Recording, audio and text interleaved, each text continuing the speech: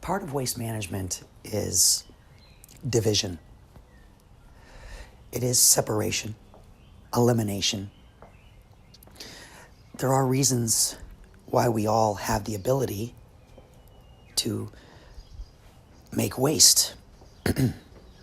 And we even do this in stealth, right? Waste is something that we produce in private. It is a personal experience. So when you're dealing with waste management, because it's a personal experience, you must remember that each of us perform this act. Each of us participate within the waste management system. So you can divide it if you like, right? Because you're separating it from yourself. And this is part of the power that waste management has. It's something that we all do, but yet each one of us does it in our own way, which makes us unique. The foods in which we consume, that which we take in and we are not utilizing, we give back. That's the agreement. And when we give back, the world decides what to do with it. So there are creatures and life that actually will use that as nutrition in some way, some fuel source, right? This is part of the relationship and the connection we build to waste. And also, waste has this amazing ability to provide recycling. And again, these are all technologies that come from it. In fact, the example I like to use for division in waste management is one regarding a concept in the 90s. Actually, it was even before that. It was actually the 70s, which is called the Indigo Children. Now, the Indigo Children is a way of division to separate the frequencies of color in people to where you are more into this category and those people are more into that category, which is partially true. So we have to recognize that, yes, that is the case. However, the magic in which you learn here, each individual has their own talents and skills in which they provide, in which they give and receive through the waste management system. So an indigo child may seem to be special, which they are, but so are the other ones as well. And a curious thing to find out is we can actually change our colors. We can change our frequencies. People actually change. So there is a clue there in how waste management is important and can assist you. Because there's many forms of it. There's many energies lying around for you to pluck, to say, thank you, I'll take it. I'll give you another example just for fun, for the warriors out there, because there seems to be a lot more warriors who want to learn the magical practices because they understand that there's a whole new realm of power and force that they can tap into. And that's what I do. I teach the warrior how to do that. And you're welcome to go back on my channel and see the things that I do and the crazy stunts that I perform at ease, at peace, with little to no effort. That is the gift of these type of practices, where efficiency and effectiveness, your aim and your purpose, your intent is what matters, not what you believe, but the act itself. That is the magic. And that is what is taught to the warrior or to the shaman. So there are people who come into my life who meet me and they spend the time they feel they need to with me. And I teach them the things that they want to know. And there are people who come to me for many reasons, and I've gone over that before. And I've also told people what I accept as payment when people meet me.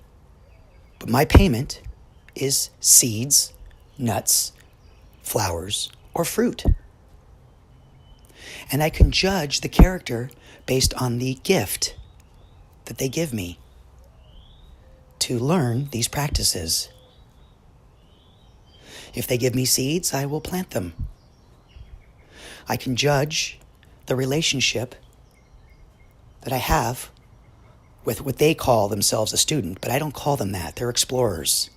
They're adventurers, because I learn from them as well. So if they are a student, then I become a student too. If they are an explorer, I become an explorer. If they are a treasure hunter, guess what? I'm a treasure hunter. And that's actually what I call myself. I call myself an explorer, adventurer, and treasure hunter for those interested. And what I teach is remote viewing, time travel, and magic. And on my channel, I have posted many things about these topics. And you can judge for yourself the authenticity. If you can judge for yourself if these experiences that you hear me speak of, that these perspectives that I discuss with you are accurate, are genuine. Because one of the things that I promote for all of you to do is to find your novelty. Because that's actually how you win. There are no systems that can predict novel moments. It goes against prediction. That is your key to success, if you will. When you are programmed,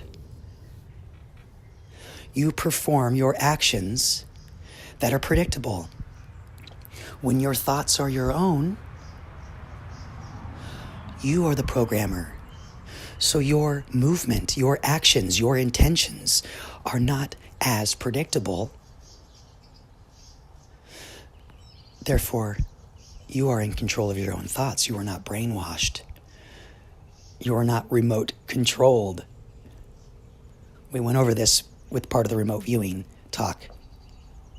And the remote viewing I built in to the Trinity experiment so that way you can understand that there are differences in magic. So you learn the differences in magic, the magic of the earth, the Lash Factor, and the magic of the sky, the Trinity experiment. Right? There's different combinations that we built into these systems because the whole channel, up to a certain point, we're beyond that now. We're just like playing in the sandbox, so to speak, seeing what we can dig back up. That's what we're doing here. But to give you an idea of division,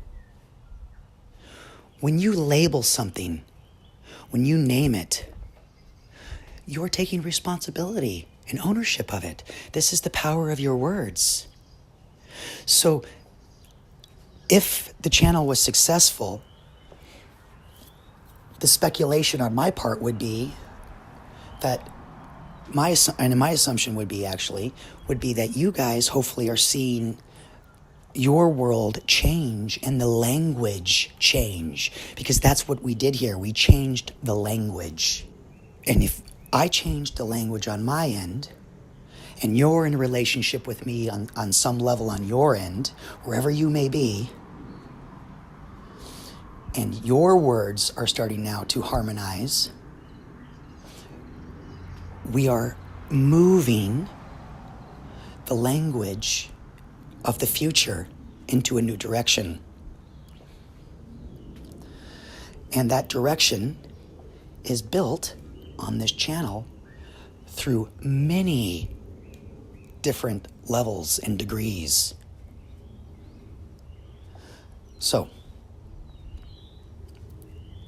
you hopefully are starting to have thoughts and memories and ideas of things, and then later on, a few days later, a month later, depends on how good you are, these things come into your reality matrix. You have spelled them into manifestation around you, right? And so you're like, wow, like 2 days ago, I was just thinking about that. That's crazy, and here it is. Or the one I got from my brother yesterday was, dude, why did you talk about time travel, man? Like, everybody's now talking about time travel. What did you do? And that actually really affects me too, by the way. I'm not trying to be, this is not about me. But what this is about is when you talk about time travel, how it works is you have many choices, an infinite number of choices. You have the ability to tune into whatever frequency you want. Our bodies are amazing. So whatever frequency you tune into, and then your aim and your intention collapses that particular way into your now moment. Okay? So that path, that doorway, that stargate comes to you. And this is part of waste management too. Waste is a doorway. It's like a fuel source. Okay? It's recycling. Through technology and innovation, you can utilize that. You can repurpose it. So, okay, my gosh. So many different things. Okay, an example. I'm just chatting here because there's a lot of things to go over. An example of waste management would be, for the warriors, just to finish that off, is you're at the gym and you'll notice that there are some people who leave the weights on the machines. Now, in a magical practice in waste management, there is so much potential left at that particular location, at that scene, that has energy already built into it. It's like free energy. It's like finding gold on the ground, just lying there, right? So you go over there and you finish the set, and then you take the weights off and you put them away, and you've done two things. This is how the recycling of waste management works. You've done two things. One, you've collected the excess energy that other person before you has left at that staging area on that workout bench, right? Because they left all the weights on for other people to either use it or take it off and put their own weights on. So there's lost energy there, and that's another key to waste, is loss. And you finish it, you take that off, and now you have accumulated your own energy from your action, and you've accumulated the waste that the other person's left. And since you have put the weights away, that has completed that connection. So you have collected now excess energy, which gives you a boost. It gives you the ability to contain more energy. So you become what's called efficient and effective. The last example of waste management is one that is built within action. And this one's kind of fun because you can do a little or a lot. But what this part of waste management is designed to do is build you a recycling system. So that way you can have things come to you, and then once that is over, you're able to have a removal process that is giving back to others. And that's kind of what recycling is about. So it works like this. If in the course of your day, as you walk around, do things, if you see trash or if you see something that doesn't belong there, then you are welcome to pick that up and dispose of it. The point is to clean up the world around you. And in that process of cleaning up the world around you, you will discover that you are actually cleaning yourself up too. Because there's something that takes place, a transformation. This is what waste management does, right? When you excrete, when you remove waste, it allows you to be more efficient and effective. Allows you to stay clean and pure and healthy. Because that's the reward of waste management, is you receive the ability to accept more and have a utilization process for that. Okay? And then a recycling system. So the trick is just every day try to make the world a little better. And your body will respond to that. It will shape itself based on the efficiency in which your will and desire rest within. So if your body will look the way it does because of your interactions and how you consume waste or nutrition. Because waste is also part of nutrition. This is the full circle. This is how recycling works, is, when you go to the bathroom, so to speak, right, and you're eliminating waste, there are other things that can utilize that as a fuel source, as a nutrition source. And by the way, for those who come into my life and want me to teach these aspects, we use waste management within the construct of Pluto. And Pluto is the anus and the genitals. Okay? This is Pluto's power, the face of the theater, the happy and the sad. So if you guys, let's give some examples of waste management in the movie sense so people can actually have some type of idea to go a little deeper, since this is important to have evidence to back up our statements here. A movie out there it's called Spirited Away. Spirited Away, the little short dwarf character who runs the place, that is Pluto. And so you can really understand how Pluto works in our matrix reality from that movie. I think they've done a really good job on discussing that. Another aspect of Pluto is from the movie Back to the Future. This is a fun one. I'll try and be quick on this because I can talk for a long time about this movie, as my friends will tell you. So, Back to the Future is actually all about waste and elimination. It's all, Marty McFly, all this kind of stuff, right? Doc Brown. I mean, it's just like, it's hilarious. And it's time travel with Pluto. Side note, you guys know I like to tell everybody that time travelers love to use the word John when you go to the John. And so Michael J. Fox is very interesting because Michael J. Fox actually, his middle name is not Jay. His middle name is Andrew, Andy. And what's curious about that is he actually took the name Jay from another person that he admires, that he really liked at that particular time of his life, and that's J. Pollard. And J stood for John in that sense. So there are tie-ins, there are connections, and you also have Biff as Trump, the eerie connection there with the alternative timeline, right? And the alternative timeline relates to time travel because he took a sports book, right? And he used that to make a lot of money. And then through making a lot of money, he was able to hijack the timeline and he becomes, Big Daddy. So you have these interesting connections, these so-called coincidences, right? Because time likes to tease the world with coincidences, when in reality, the further you go forward in time, the more validation you receive about the past.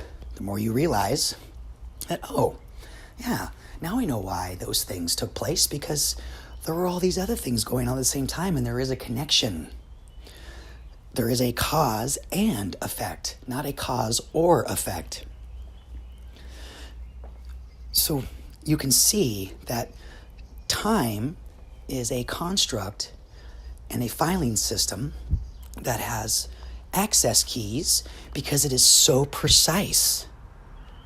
It is so accurate because this is something that we all have agreed about in our reality matrix, that this is what happens, this is what exists. Now, there is pollution, right? Let's talk about waste management again. There is pollution that comes into the system of waste management as well, right? We all have it. This is why we have waste, is we have to remove things that don't belong. Pollution in time travel, you could call that, when you mess with time, you're forcing certain timelines to occur where there was energy that was happening in other timelines, but because you're forcing it, you're causing the timelines to, what I call, correct the systems on those. In other words, they have to work very hard, very fast in order to bring harmony into those areas, because you're collapsing it into one fine point through force, not through serendipity. And how you supply it through force is through something like the Large Hadron Collider, right? Through the particle acceleration, through speed. The faster you go, you're causing the universe to move at a faster rate. We actually have access to this. We have access to all this knowledge and all this energy. It's because the universe is self-correcting. It's allowing for this. An example, I've talked about this before, and I will share it again. If we were time travelers and we went back 100 years, just 100 years, we don't have to go back very far.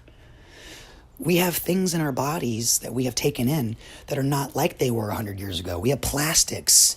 We, have radiation, whatever the case may be.